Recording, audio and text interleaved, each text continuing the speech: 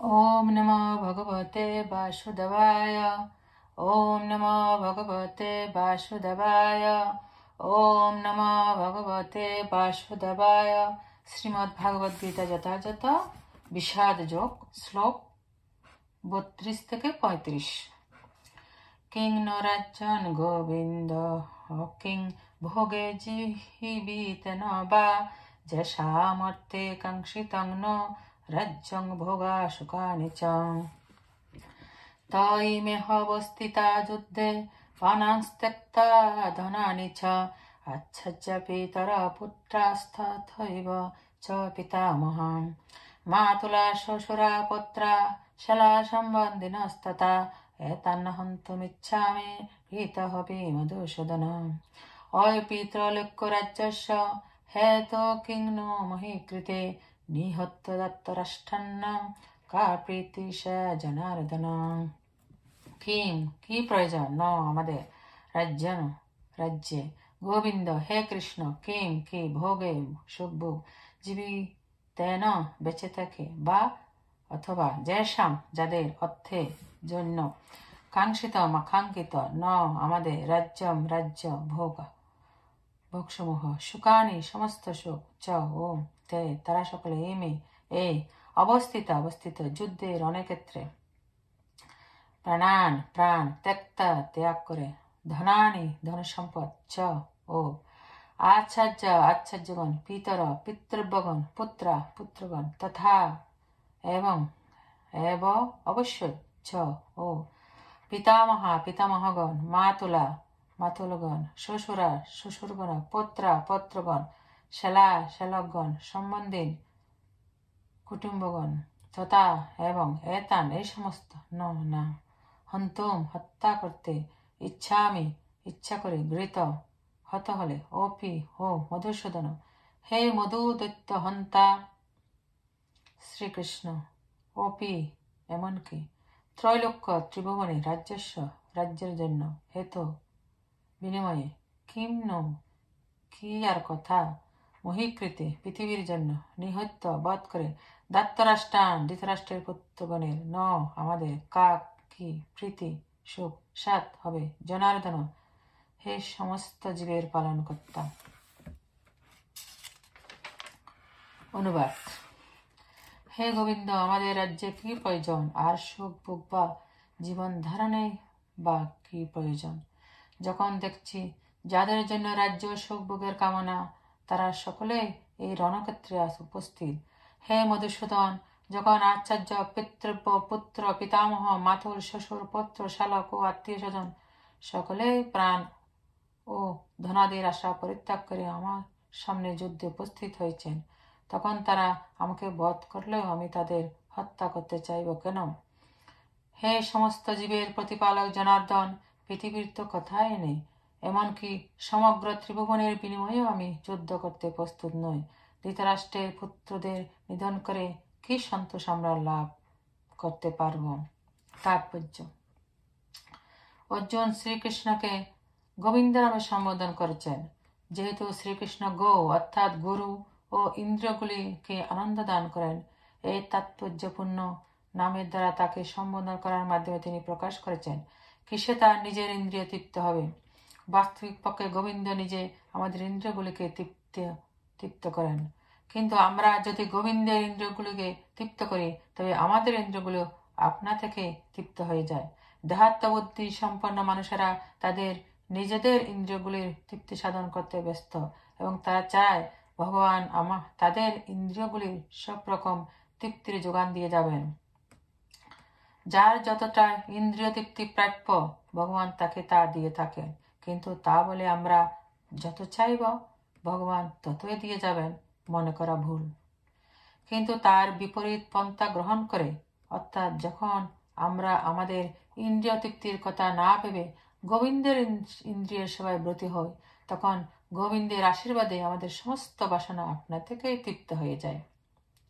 আত্মীয় স্বজনের প্রতি অর্জুনের গভীর মমতা তার স্বভাবজাত করুণার প্রকাশ, এবং এই মমতার বশবর্তী হয়ে তিনি যুদ্ধ করতে নারাজ হন। প্রত্যেকে নিজের সৌভাগ্য ও ঐশ্বর্য তার বন্ধু বান্ধব ও আত্মীয় স্বজনকে দেখাতে চায়, কিন্তু অর্জুন যখন বুঝতে পারলেন যুদ্ধে তার সমস্ত আত্মীয় স্বজন নিহত হবে এবং যুদ্ধের শেষে সে যুদ্ধ লব্ধ ঐশ্বর্য ভোগ করবার জন্য তার সঙ্গে আর কেউ থাকবে না, তখন ভয়ে ও নৈরাশ্যে তিনি মুহ্যমান হয়ে পড়েন। সাংসারিক মানুষ স্বভাবই হচ্ছে ভবিষ্যৎ সম্বন্ধে এই ধরনের হিসাব নিকাশ এবং জল্পনা কল্পনা করা, কিন্তু অপাকৃত অনুভূতি সম্পন্ন জীবন অবশ্য ভিন্ন ধরনের। তাই ভগবত ভক্তের মনোভাব সম্পূর্ণ ভিন্ন। ভগবানকে তৃপ্ত করাটাই হচ্ছে তার একমাত্র ব্রত। তাই ভগবান যখন চান তখন তিনি পৃথিবীর সব রকম ঐশ্বর্য গ্রহণ করতে কুণ্ঠিত হন না, আবার ভগবান যখন চান না তখন তিনি একটি করপদকও গ্রহণ করেন না। অর্জুন এই যুদ্ধে তার আত্মীয় স্বজনদের হত্যা করতে চাননি, এবং তাদের হত্যা করাটা যদি একান্তই প্রয়োজন থাকে তবে তিনি চেয়েছিলেন শ্রীকৃষ্ণ স্বয়ং তাদের বিনাশ করুন। তখনও অবশ্য তিনি জানতেন না যুদ্ধক্ষেত্রে আসার পূর্বে ভগবান শ্রীকৃষ্ণের ইচ্ছায় তারা সকলে হত হয়ে আছে, এবং সেই ইচ্ছাকে রূপ দেওয়ার জন্য তিনি ছিলেন কেবল একটি উপলক্ষ মাত্র। পরবর্তী অধ্যায়গুলোতে এই কথা বিশদভাবে বর্ণনা করা হয়েছে। ভগবান শুদ্ধ ভক্ত অর্জুনের কোনো ইচ্ছাই ছিল না তার দুর্বৃত্ত ভাইদের উপর প্রতিশোধ নেবার, কিন্তু ভগবান চেয়েছিলেন তাদের সকলকে বিনাশ করতে। ভগবানের ভক্ত কখনোই কারো প্রতি প্রতিহিংসাপরায়ণ হন না। অন্যায়ভাবে যে তাকে প্রতারণা করে তার প্রতিও তিনি করুণা বর্ষণ করেন, কিন্তু ভগবানের ভক্তকে যে আঘাত দেয় ভগবান কখনোই তাকে সহ্য করেন না। ভগবানের শ্রীচরণে কোনো অপরাধ করলে ভগবান তা ক্ষমা করতে পারেন, কিন্তু তার ভক্তের প্রতি অন্যায় ভগবান ক্ষমা করেন না। তাই অর্জুন যদিও সেই দুর্বৃত্তদের ক্ষমা করতে চেয়েছিলেন, তবুও ভগবান তাদের বিনাশ করা থেকে নিরস্ত হননি। শ্লোক 36। পাপমেবাশ্রয়তস্মাन् হৈতেতানাততায়েন তস্মানাহ ভয়ং হন্তুম ধার্তরাষ্ট্রান স্ববান্ধবান স্বজনং হি কথং হত্যা শক্নোষি মাধব।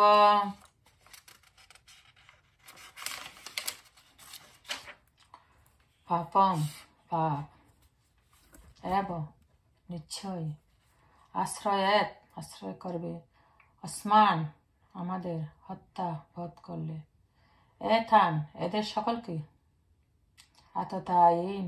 আততায়ীদের তসমাৎ তাই না অহা উচিত ভয়ম আমাদের হন্তম হত্যা করা দত্তরাষ্ট্রান ধৃতরাষ্ট্রের পুত্রদের সবান্ধবান সবান্ধব স্বজনম স্বজনদের হি অবশ্যই কথম কিভাবে হত্যা করে সৌখিনা সুখী শ্যাম হব মাধব হে লক্ষ্মীপতি শ্রীকৃষ্ণ। অনুবাদ: এই ধরনের আততায়ীদের বধ করলে মহাপাপ আমাদের আচ্ছন্ন করবে, সুতরাং বন্ধু বান্ধব সহ ধৃতরাষ্ট্রের পুত্রদের সংহার করা আমাদের পক্ষে অবশ্যই উচিত হবে না। হে মাধব লক্ষ্মীপতি শ্রীকৃষ্ণ, আত্মীয় স্বজনদের হত্যা করে আমাদের কি লাভ হবে, আর তা থেকে আমরা কেমন করে সুখী হব? তাৎপর্য: বেদের অনুশাসন অনুযায়ী 6 প্রকার শত্রু 6 প্রকার। যে বিষ প্রয়োগ করে, যে ঘরে আগুন লাগায়, যে মারাত্মক অস্ত্র নিয়ে আক্রমণ করে, যে ধন সম্পদ লুণ্ঠন করে, যে অন্যের জমি দখল করে এবং যে বিবাহিত স্ত্রীকে হরণ করে, এই ধরনের আততায়ীদের অবিলম্বে হত্যা করার নির্দেশ শাস্ত্রে দেওয়া হয়েছে, এবং এদের হত্যা করলে কোনো রকম পাপ হয় না। এই ধরনের শত্রুকে সমূলে বিনাশ করাটাই সাধারণ মানুষের পক্ষে স্বাভাবিক, কিন্তু অর্জুন সাধারণ মানুষ ছিলেন না, তার চরিত্র ছিল সাধুসুলভ। তাই তিনি তাদের সঙ্গে সাধুসুলভ ব্যবহারই করতে চেয়েছিলেন, কিন্তু এই ধরনের সাধুসুলভ ব্যবহার ক্ষত্রিয়দের জন্য নয়।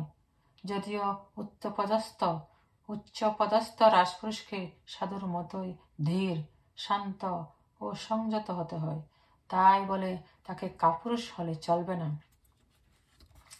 যেমন শ্রীরামচন্দ্র এত সাধু প্রকৃতির ছিলেন যে পৃথিবীর ইতিহাসে রাম রাজ্য শান্তি ও শৃঙ্খলার প্রতীক হিসাবে সর্বোচ্চ স্থান অধিকার করে আছে, কিন্তু তার চরিত্রে কোনো রকম কাপুরুষতা আমরা দেখতে পাই না। রাবণ ছিল রামের শত্রু, যেহেতু সে তার পত্নী সীতাদেবীকে হরণ করেছিল, এবং সেই জন্য শ্রীরামচন্দ্র তাকে এমন শাস্তি দিয়েছিলেন যা পৃথিবীর ইতিহাসে বিরল। অর্জুনের ক্ষেত্রে অবশ্য আমরা দেখতে পাই তার শত্রুরা ছিল অন্য ধরনের। পিতামহ, শিক্ষক, ভাই, বন্ধু এরা সকলেই তার শত্রু হবার ফলে সাধারণ শত্রুদের প্রতি যে রকম আচরণ করতে হয় তা তিনি করতে পারছিলেন না। তাছাড়া সাধু প্রকৃতির লোকেরা সর্বদাই ক্ষমাশীল। শাস্ত্র সাধু প্রকৃতির লোকে ক্ষমাপরায়ণ হবার নির্দেশ দেওয়া হয়েছে, এবং সাধুদের প্রতি এই ধরনের উপদেশ যে কোনো রাজনৈতিক সংকটকালীন অনুশাসন থেকেও অধিক গুরুত্বপূর্ণ। অর্জুন মনে করেছিলেন যে রাজনৈতিক কারণবশত তার আত্মীয় স্বজনকে হত্যা করার চেয়ে সাধুসুলভ আচরণ ও ধর্মের ভিত্তিতে তাদের ক্ষমা করাই শ্রেয়। তাই সাময়িক দেহগত সুখের জন্য এই হত্যাকার্যে লিপ্ত হওয়া অতি সমীচীন বলে মনে করেননি। তিনি বুঝেছিলেন রাজ্য ও রাজ্য সুখ অনিত্য, তাই এই ক্ষণস্থায়ী সুখের জন্য আত্মীয় স্বজনকে হত্যার ভাবে লিপ্ত হয়ে মুক্তির পথ চিরতরে রুদ্ধ করার ঝুঁকি তিনি কেন নেবেন? এখানে অর্জুন যে শ্রীকৃষ্ণকে মাধব অর্থাৎ লক্ষ্মীপতি বলে সম্বোধন করেছেন তা তাৎপর্যপূর্ণ। এই নামের দ্বারা তাকে সম্বোধন করে অর্জুন বুঝিয়ে দিলেন তিনি হচ্ছেন সৌভাগ্যের অধিষ্ঠাত্রী লক্ষ্মী দেবীর প্রতি। তাই অর্জুনকে এমন কোনো কার্যে পরিচিত করা তার কর্তব্য নয় যার পরিণতি হবে দুর্ভাগ্যজনক। শ্রীকৃষ্ণ অবশ্য কাউকে দুর্ভাগ্য এনে দেন না, সুতরাং তার ভক্তের ক্ষেত্রে তো সেই কথা উঠেই না। শ্লোক 37 এবং 38। যদ্যপ্যতে ন পশ্যন্তি লোভোপহত চেতসা কুলক্ষয় কৃতং দোষং মিত্রজোহে চ পাতকম কতং ন জ্ঞেয়মস্মাভিঃ পাপাদস্মান্নিবর্তিতুম কুলক্ষয় কৃতং দোষং প্রপশ্যদ্ভি জনার্দন। যদি যদি অপি এমনকি এতে এরা না পশ্যন্তি দেখছে লোভ লোভে উপহত অভিভূত চেতস চিত্ত কুলক্ষয় বংশনাশ কৃতম জনিত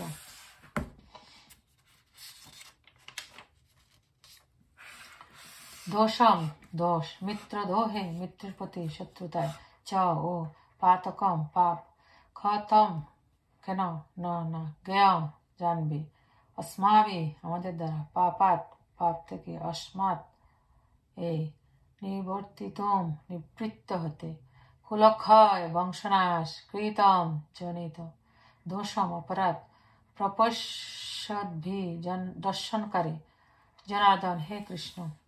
অনুবাদ: হে জনার্দন, যদিও এরা রাজ্য লোভে অভিভূত হয়ে কুলক্ষয় জনিত দোষ ও মিত্রদোহ নিমিত্ত পাপ লক্ষ্য করছে না, কিন্তু আমরা কুলক্ষয় জনিত দোষ লক্ষ্য করো এই পাপ কর্মে কেন প্রবৃত্ত হও? তাৎপর্য: যুদ্ধে ও পাশাখেলায় আহ্বান করা হলে কোনো ক্ষত্রিয় বিরোধী পক্ষের সেই আহ্বান প্রত্যাখ্যান করতে পারেন না। দুর্যোধন সেই যুদ্ধে অর্জুনকে আহ্বান করেছিলেন, তাই যুদ্ধ করতে অর্জুন বাধ্য হয়েছিলেন। কিন্তু এই অবস্থায় অর্জুন বিবেচনা করে দেখলেন যে তার বিরুদ্ধ পক্ষের সকলেই এই যুদ্ধের পরিণতি সম্বন্ধে একেবারেই অন্ধ হতে পারে, কিন্তু তা বলে তিনি এই যুদ্ধের অমঙ্গলজনক পরিণতি উপলব্ধি করতে পারার পর সেই যুদ্ধের আক্রমণ গ্রহণ করতে পারবেন না। এই ধরনের আমন্ত্রণের বাধ্যবাধকতা তখনই থাকে যখন তার পরিণতি মঙ্গলজনক হয়, নতুবা এর কোনো বাধ্যবাধকতা নেই। এইসব কথা সুনিশ্চিতভাবে বিবেচনা করে অর্জুন এই যুদ্ধ থেকে নিরস্ত থাকতে মনস্থির করেছিলেন। শ্লোক 39। কুলক্ষয়ে পনশ্যন্তি কুলধর্মা সনাতনা ধর্মে নষ্টে কুলং কৃষ্ণ ধর্ম বিবর্তিত।